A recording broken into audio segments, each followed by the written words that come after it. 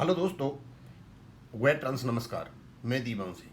आपको पता है, एक ओर तो हम बैंक पेंशन अपडेशन से चिंतित हैं, लेकिन दूसरी ओर यूएफवीयू में ऐसी भगदड़ मची और ऐसे ऐसे लेख आ रहे हैं। अब मैं पता नहीं क्या बोलूं इस चीज़ को, लेकिन इतना ज़रूर है, इन दलालों ने जो हमारा बुरा हाल किया था, अब मज़ा आएगा इनके बारे में भी थोड़ा यूट्यूब पर हम कुछ आपको बताएं। अब मैं तो क्या बता रहा हूँ, ये इनके ही लेटर एक दूसरे के स्पष्टीकरण, क्लैरिफिकेशन, एक्सप्लेनेशन, पता नहीं क्या क्या क्या क्या आ रहे हैं। नोवो और एनओबीडब्ल्यू बीएमएस के साथ बैंक पेंशनर्स के मुद्दे और सर्विंग जो कर्मचारियों के मुद्दे लेकर के गए, वो 7 यूनियन घटक दलों को, यूएफबी को ऐसा नागवार गुजरा कि उनको यूएफ व्हाट्सएप ग्रुप से ही निकाल दिया। जब निकाल दिया तो आपस में क्लैरिफिकेशन शुरू हो गए। आप पूछा इनसे, भाई हमको क्यों निकाला? उनने जवाब दिया। अब काफ़ी लेटर हो रहे इधर से उधर, फटा वो लिख रहा है, ये लिख रहा है, ये लिख रहा है। मतलब अभी तो लेटरों की तलवार चली हुई है। लेकिन मुझे ऐसा लगता है आने वाले दिनों में ये एक दूसरे का गला ही घोंट देंगे। खैर एनीवे, यहाँ पर मेरे पास नोवो का, एनओबीडब्ल्यू का एक लेटर है 7/8/2026 का, और ये लिखा है 7 के साथ जो दूसरे घटक दल हैं, आप अच्छी तरह जानते हो कौन। इनबॉक है, एआईबी है, एनसीबी है, बेफ ही है, इनबेफ है, इनबॉक है और एआईबीओए है। इनको लेटर लिखा। अब दोस्तों लेटर को पढ़ के ही बता देता हूँ, आप खुद ही समझदार हैं। नमस्ते सर, मैडम। अब मुझे तो पता नहीं इसमें मैडम कौन है, इन्हें क्यों एड्रेस किया है। मैडम तो शायद कोई है नहीं, जनरल सेक्रेटरी भी नहीं है कोई, और शायद कोई प्रेसिडेंट भी हो सकता है कोई हो। In response to our letter dated 4/8/26, we are receipt of your letter dated 5/8/2026, wherein except providing clarification about the authority remove us from UFB official WhatsApp group, other things are merited. We feel that the main reason for finding fault with us seems to be the meeting of Novo NOBW with the Honorable Finance Minister and discussing issues pertaining to banking fraternity under the leadership of our parent body, Bharatiya Mazdoor Sangh. In our letter, we are questioned as to who permitted us to take up with BMS and the Finance Ministry the issues relating to 5-day banking, etc. We would like to inform you that as UFBU is a voluntary organization of the 9 operating trade unions in the banking industry, each trade union is independent to pursue the issues in the line they deem fit, and if the same cannot be resolved due to the efforts of any us, it should be appreciated and not depreciated. उन्होंने बोल दिया सीधा सीधा कि भाई हम अलग अलग हैं और हम किसी भी इश्यू को इंडिपेंडेंटली भी फॉलो कर सकते हैं, तो इसमें तो कोई बड़ी वाली बात नहीं है sir. कंट्रेरिली, UFBU has neither questioned the acts of the certain functionaries of the constituents of UFBU in respect to issues that were being pursued by UFBU, nor subsequently ratified in the following cases. अब बोलते हैं वो number 1, during December 24, the president of IBOC, along with other office bearers of IBOC, met the leader of opposition LOP in the parliament and discussed certain issues relating to bankers that were under the consideration of BU. अब ये तलवार जो है इनको इनके पास ही डाल दी।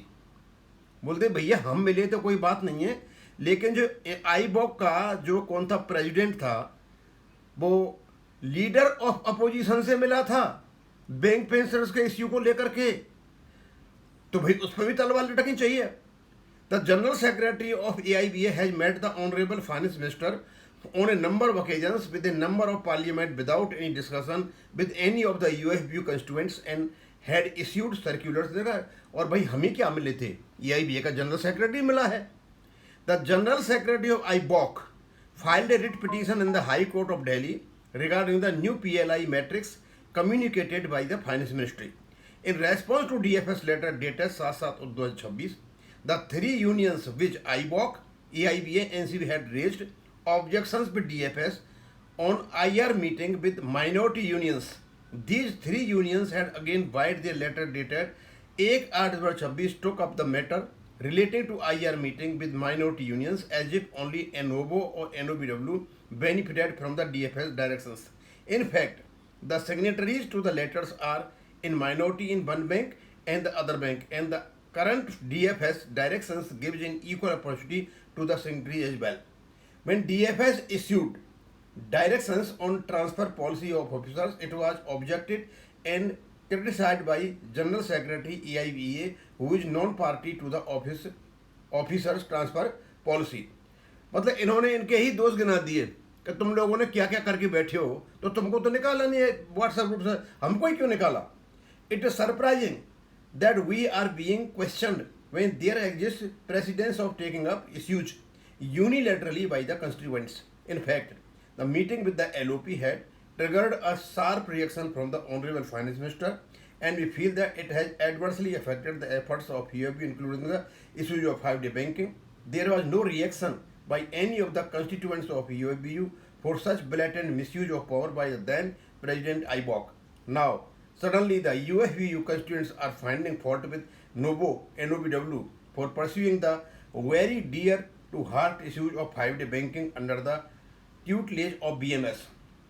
The constituents who are in minority may understand that the so-called majority unions are not comfortable with the communications dated 10/7/2026 and 30/7/2026 of the DFS relating to the conduct of a IR meeting with minority unions, and their efforts to scuttle such meeting did not fructify.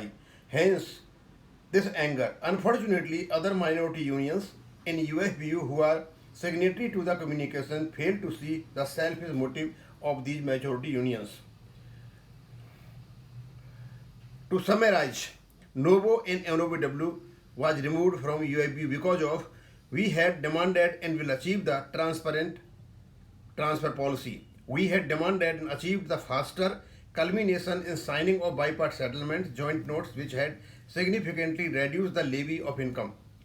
Or we had demanded that and achieved IR meeting to all, thereby bringing back the democratic nature in banking sector trade unionism. We will achieve the 5-day banking with support of BMS. We had taken up the issues of pension updation, request for banks to bond the insurance premium for pensioners, and issues related to temporary staff, which was never represented by the various unions. Based on the facts addressed above, it is very evident that your act in removing us from UFBU is totally unjust, uncalled for, and detrimental to the unity and solidarity. Jai Hind, Bande Mataram, Bharat Mata Ki Jai. Manmohan Das, General Secretary NOBW, and others KN General Secretary NOBO. दोस्तों, ये letter पढ़ने के बाद पता चला कि जिस आचरण के लिए इन 7 दलालों ने 2 यूनियंस को निकाला है, ये दलाल भी पहले इन कर्मों को करके बैठे हुए हैं। यानी मैं करूं तो बढ़िया बढ़िया, मैं मीठा मीठा गप गप और कड़वा कड़वा थू थू। और अचंभे की बात देखिए कि इनको निकालने वाला कौन है? इनको निकालने वाला है रूपम रॉय। रूपम रॉय यानी ये वेंकटेश्वरम का चमचा। और इस रूपम रॉय को नोबो ने और NOBW ने उसका कोऑर्डिनेटर नहीं बनने दिया था। किसका? UFBU का। और जैसे ही मौका मिला रूपम रॉय को, इसने लेकर के उन दोनों को निकाल दिया। अब इनमें झगड़ा शुरू हो गया, और ऐसा झगड़ा शुरू हो गया कि 7 के 7 ये और 2 के 2 नोबो, ये 9 के 9 UFBU के जितने भी घटक दल हैं, ये IRC के अंतर्गत निगोशिएशन का अधिकार खो चुके हैं। इनका अधिकार केवल और केवल बैंक स्पेसिफिक निगोशिएशन होंगे जब वहां पर एम्प्लॉयर उनको अपॉइंट करेगा। तो दोस्तों, आप देख सकते हो अब जो खींचम खींच हो रही है, तलवार जो उठापटक जो हो रही है, वो मजे आ रहे हैं। और let us enjoy what they do. हम आपको जानकारी देते रहेंगे। थैंक यू, धन्यवाद।